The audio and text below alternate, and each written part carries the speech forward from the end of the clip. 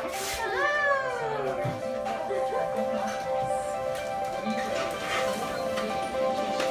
know, the beauty of this trip, it was as soon as students heard about the hurricane, they wanted to get involved.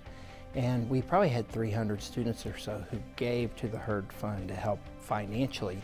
But there was another 300 or more students who wanted to go and who actually wanted to put sweat equity into what was happening. We coordinated a trip for the academy that went to Southwest Houston to the First Colony Church of Christ in Westbury Christian. Then we also had another one for the university that happened in the northeast part of Houston around the Champions area, and we worked through the Champion Forest Baptist Church there in Southern Baptist Disaster Relief. Our student leadership group called the Leading Edge, which is kind of this incubator group of leadership on campus. For the second year in a row, we were going to Florida for fall break. And so this year we had planned to go to the Florida Keys to stay with a family that we knew down there.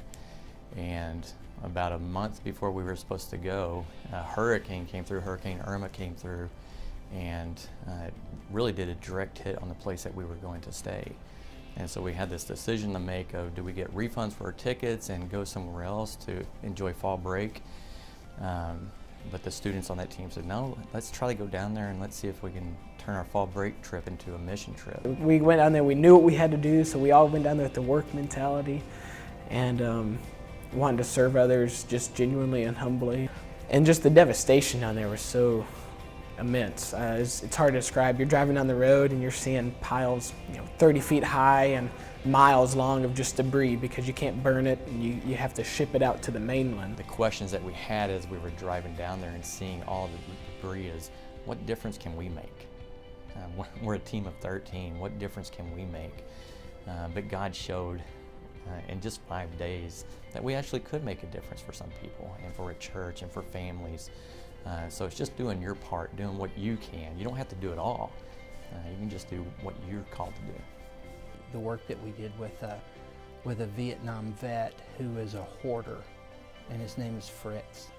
And there were 11 of us that spent all 3 days, our whole time, working with Fritz in his home. And I'd never been in the home of a hoarder like that, and so he had years worth of stuff just stacked up everywhere. And then if you take all of that, I mean, there was food in every room, food in every closet, stuff just stacked up all over the floors. And then if you picture 3 feet of water coming into his house to mix with all of the hoard of stuff that had been collecting over the years, it was an amazing mess. How quickly the mold grew, but more I was shocked at how this man had been living in his house, and it had been about, it was like 6-8 weeks since the flooding, and it was just sad to see like how he couldn't like move anything. Like he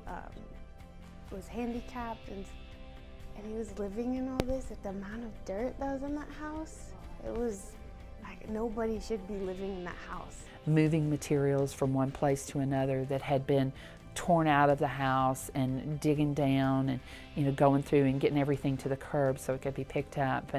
And this was the entire people's lives. I mean, there's pictures and sofas and little bitty things and great big things, and they're all kind of thrown out on the front lawn together where they just pulled them out. Well, the first couple that we went to help, when we pulled up, you would have thought we were Christmas and Easter and everything all rolled up into one. They were so excited to have us there. And in some instances, you would think that they would go, okay, you're here, I'm gonna go take a break now. But they didn't. They were right there pitching in, doing stuff with us. And I remember our girls, as we're digging through the rubble of all of this stuff, one of them found a frog. And so this frog is still alive. In the middle of all this destruction, there is life. So they're trying to catch the frogs because the couple that we were at had a pond in their backyard. And so they're trying to catch them so that they can put them out in the pond. And so it's just really unique to see that, again, through all of that bad stuff, there was something good. Talk about how hard our students worked. I mean, they killed it. They were supposed to be on break, but they just worked their tails off. And I think Lipscomb would be really proud of how they represented our campus. Sugarloaf Key, who had never ever heard of Lipscomb University, now knows that Lipscomb University loves God, loves Jesus, and is willing to serve people even far away. The people themselves that were coming together and helping each other, not standing back waiting for somebody to do it for them. And I think that helped our kids see that as a community of God's people, it's our responsibility to help each other. Even when something may not be the best in our world, it's still our responsibility to help each other.